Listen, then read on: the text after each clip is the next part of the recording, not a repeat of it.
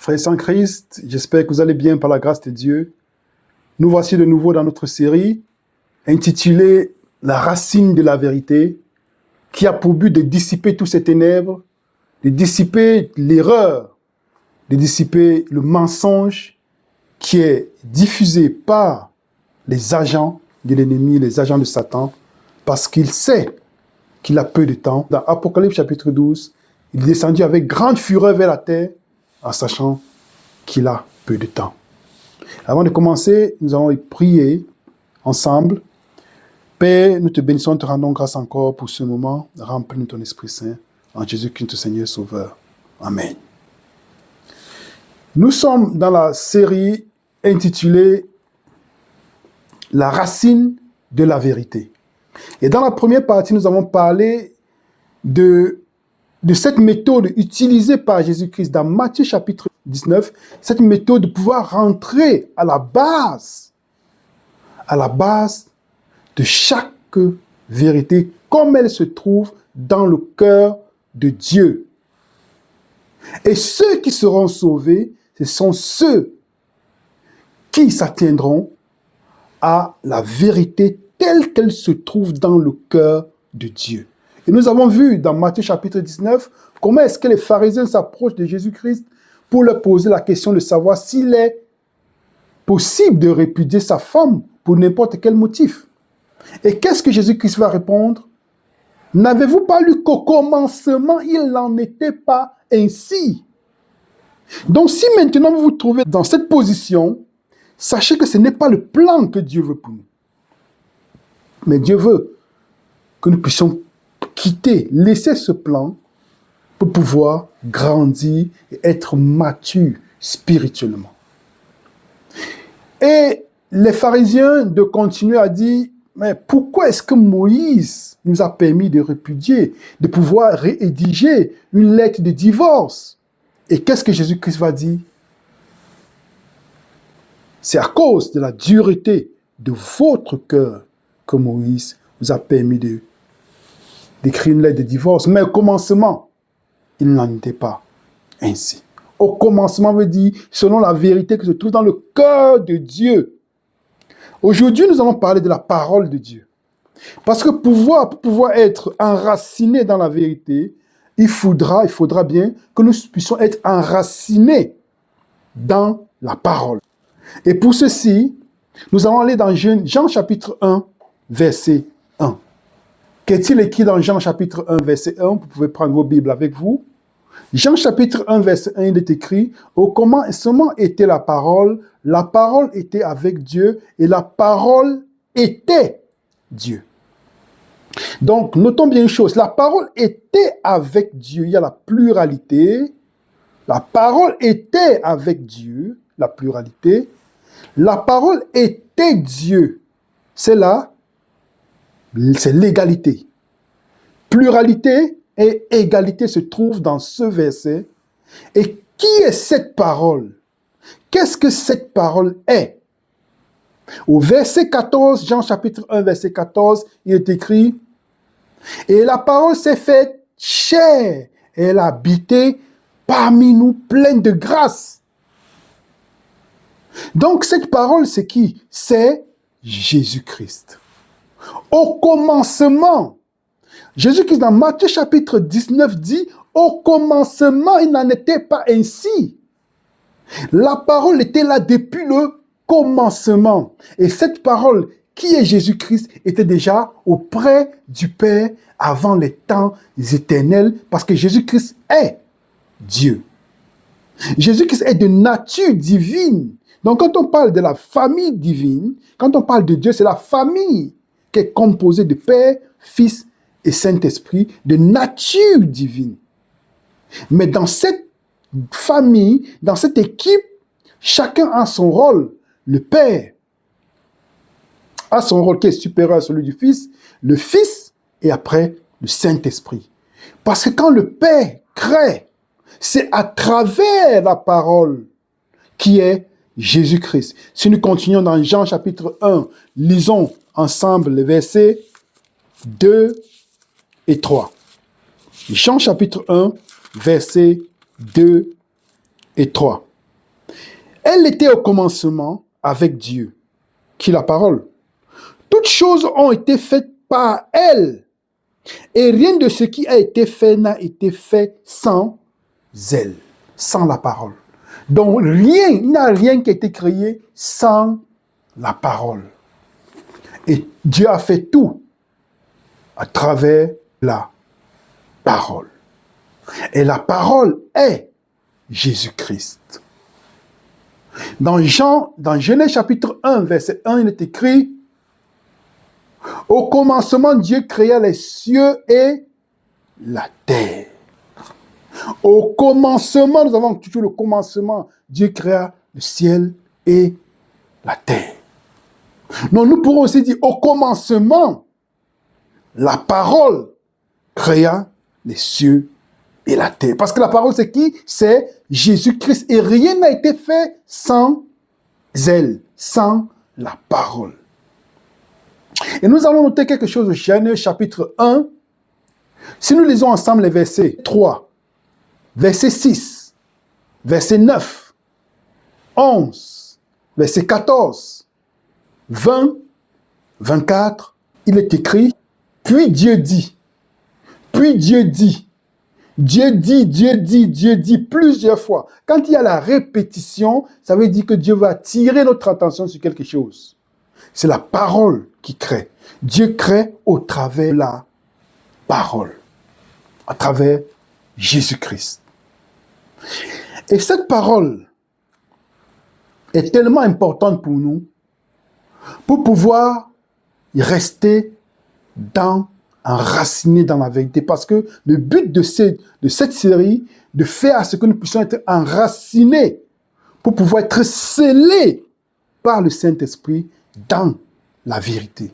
Parce que les temps qui arrivent sont des temps, comme Dieu dit dans sa parole, des temps comme il n'en a jamais eu sur la surface de la terre, des temps terribles, le temps d'angoisse de Jacob. Seuls ceux qui seront enracinés dans la parole et pas dans les traditions des hommes pourront tenir. Et cet enracinement, nous avons vu, Jésus-Christ rentre toujours au commencement, comme avec la parole était toujours au commencement. Et nous allons remarquer une chose dans la parole, c'est que Jésus-Christ dit dans Jean chapitre 14, verset 6, « Je suis le chemin, la vérité et la vie. Nul ne va au Père s'il ne passe par moi.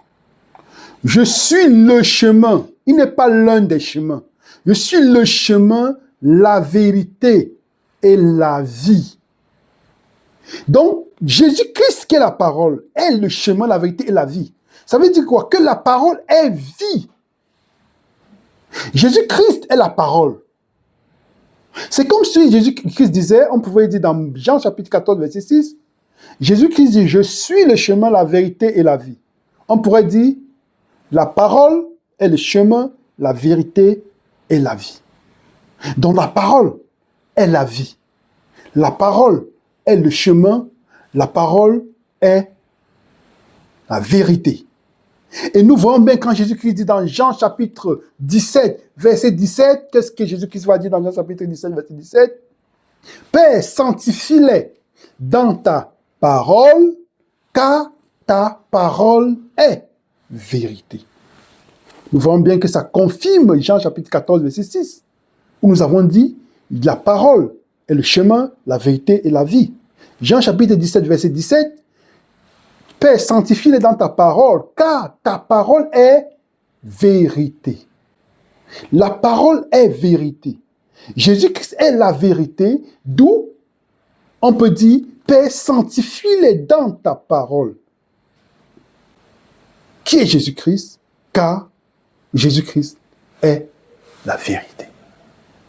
Donc, pour pouvoir être enraciné dans la parole, pour pouvoir être tenu ferme, nous devons nous tenir à ce que la parole dit. Et comment faire pour pouvoir être enraciné dans la parole?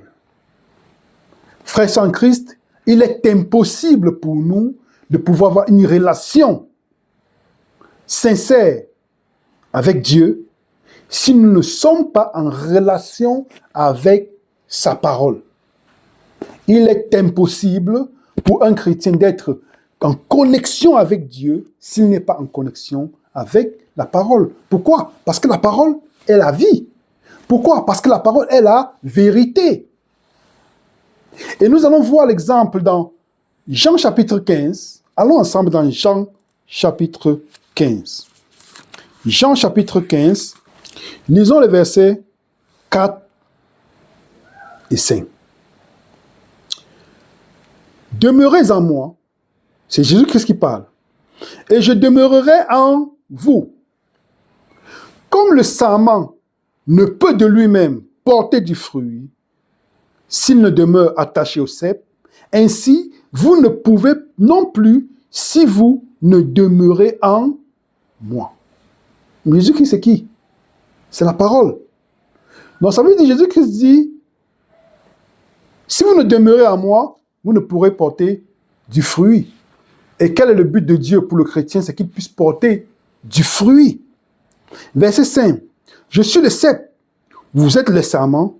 Celui qui demeure en moi et en qui je demeure porte beaucoup de fruits, car sans moi, vous ne pouvez rien faire. Sans qui? Sans la parole. Sans qui? Sans la vérité. Sans qui? Sans Jésus-Christ. Vous ne pouvez rien faire. Continuons. Verset 6. Si quelqu'un ne demeure pas en moi, il est jeté dehors comme le sarment et il sèche. Puis, on ramasse les sarments, on les jette au feu, ils brûlent. Verset 7. Si vous demeurez en moi et que mes paroles demeurent en vous, demandez ce que vous voulez et cela vous sera accordé. Le plus souvent, on fait des prières, la personne qui font des prières, on dit pourquoi est-ce que Dieu n'a pas exaucé la prière? C'est parce qu'il n'a pas assez de foi. Parfois, on veut substituer la vérité, la volonté de Dieu à la nôtre, ou notre volonté à celle de Dieu, et fait mettre dans le cœur de Dieu, dans la pensée de Dieu, nos pensées et non celles de Dieu. Mais Dieu dit, pour que vous puissiez demander quelque chose et que cette chose puisse être accomplie, exaucée, il faudrait que je demeure en vous. Il faudrait que ma parole demeure en vous. Car la présence de la parole de Dieu en nous est la présence de Jésus-Christ en nous. Pourquoi? Parce que Jésus-Christ est la parole. Et il est la vérité. C'est la raison pour laquelle si on s'éloigne de la vérité, on n'est plus sur le chemin, un chemin sûr. Si on s'éloigne de la vérité, on va dans les traditions, on n'est plus dans la vérité. Et là, l'ennemi peut nous atteindre et sortir n'importe quel type de doctrine. Le verset 4. Demeurez en moi et je demeurerai en vous. Et verset 7. Si vous demeurez en moi et que mes paroles demeurent en vous, de même, ce que vous voudrez, cela sera accordé. Dans la présence de Jésus-Christ en nous est la présence de la parole en nous. Les deux vont ensemble. Pourquoi? Parce que Jésus-Christ est la parole. Et nous allons remarquer une chose encore dans les Écritures, c'est que Jésus-Christ va dire une chose dans Jean chapitre 6, versets 53 à 56. Jésus leur dit, en vérité, je vous le dis, si vous ne mangez la chair du Fils de l'homme et si vous ne buvez son sang, vous n'avez point la vie en vous-même. Celui qui mange ma chair et qui boit mon sang a la vie éternelle. Je le ressusciterai au dernier jour.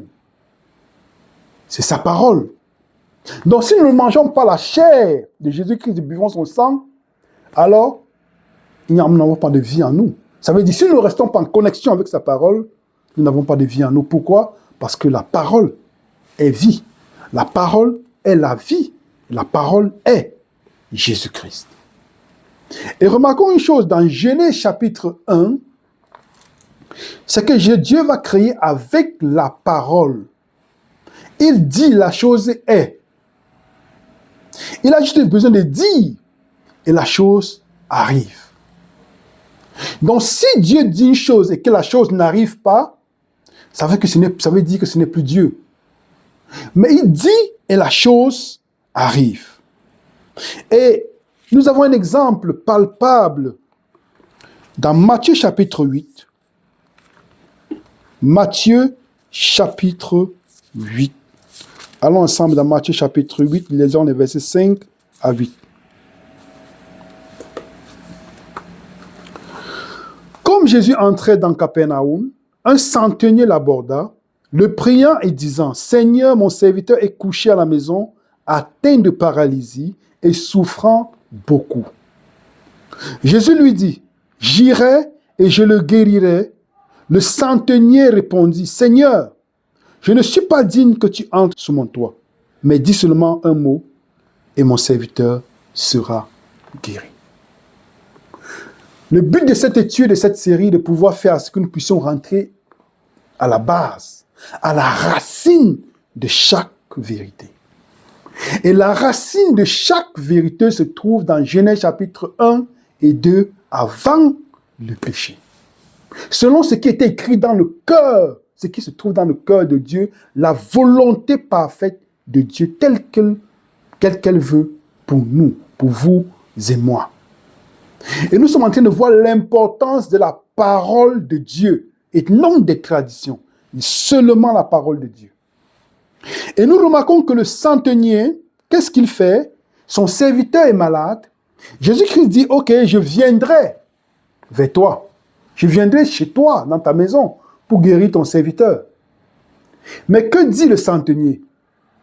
Je n'ai pas besoin que tu viennes chez moi physiquement. Je n'ai pas besoin que tu viennes chez moi de façon personnelle, physique, en personne. J'ai juste besoin que tu envoies ta parole. La même parole qui a créé le monde, j'ai juste besoin que tu l'envoies. Et je sais que cette parole accomplira chez mon chef serviteur ce qu'elle accomplit à la création. Parce qu'à la création, comme nous avons vu, dans Genèse chapitre 1, verset 3, 6, 9, 11, 14, 20, 24, Dieu dit, il est écrit, puis Dieu dit.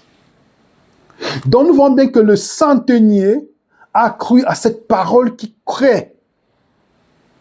Et c'est la raison pour laquelle Jésus-Christ va dire, je n'ai point trouvé cette foi à Jérusalem. Je n'ai pas trouvé cette foi dans mon peuple, mais chez un païen qui a cru en ma parole. Cette parole qui crée. Imaginons cette parole créatrice en nous, ce que cette parole pourrait faire.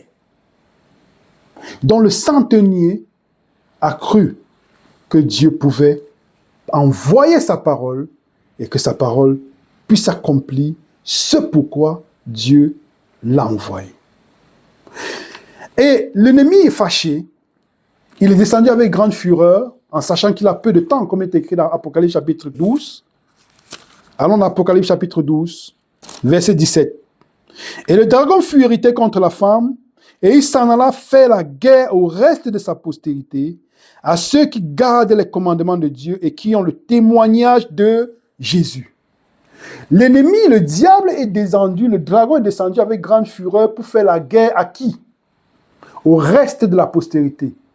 Quelles sont les caractéristiques de ce reste? Il garde les commandements de Dieu et là, et le témoignage de Jésus. Qu'est-ce que le témoignage de Jésus? Apocalypse chapitre 19, verset 10. Car le témoignage de Jésus est l'esprit de prophétie. Donc on peut paraphraser Apocalypse chapitre 12, verset 17 en disant, et le dragon fut irrité contre la femme et il s'en alla faire la guerre au reste de sa postérité, à ceux qui gardent les commandements de Dieu et qui ont l'esprit de prophétie. Et là, il va faire la guerre à ceux qui, au reste, qui ont le témoignage de Jésus et l'esprit de prophétie. Donc ça veut dire qu'au sein de ce reste, il doit y avoir un prophète. Au sein de ce reste, il doit y avoir quelqu'un qui parle de la part de Dieu. Parce que Dieu a choisi d'avoir besoin des prophètes. Ce n'est pas que Dieu ne pouvait pas prêcher sa parole de lui-même. Mais il a choisi d'avoir des prophètes. De même que dans la Bible, il a choisi des prophètes comme Abraham, Isaac, Jacob, Moïse et tous les autres. Amos, Joël, Habakkuk. Il choisit aussi d'avoir les prophètes et un prophète au sein du reste qui a le témoin, qui a l'esprit de prophétie. Parce que l'esprit qui a parlé à travers Abraham, Isaac, Jacob, Noé et tous les autres est le même esprit qui a parlé à travers Jean-Baptiste. C'est le même esprit qui parle à travers Paul. Parce que Paul aussi est un prophète. C'est le même esprit qui parle à travers Pierre, à travers les disciples, dans l'Acte des Apôtres. Et nous voyons bien que dans l'Acte des Apôtres, il y a des prophètes. Et nous voyons bien que Dieu accomplit sa parole selon sa volonté. Ce n'est pas parce que Dieu a parlé à travers Jésus-Christ qu'il ne parle pas à travers les prophètes. Non, il parle toujours, selon comme il a dit dans sa parole. Et nous voyons dans Joël chapitre 2, verset 28. Après cela, je répandrai mon esprit sur toute chair. Vos fils et vos filles prophétiseront, vos vieillards auront des songes et vos jeunes gens des visions.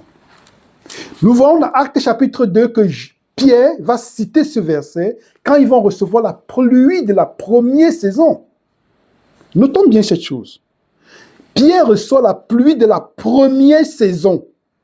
Et il cite ces versets, il dit, n'avez-vous pas lu ce qu'a dit le prophète en citant vos fils et vos filles prophétiseront, et c'est ce qui arrive aujourd'hui.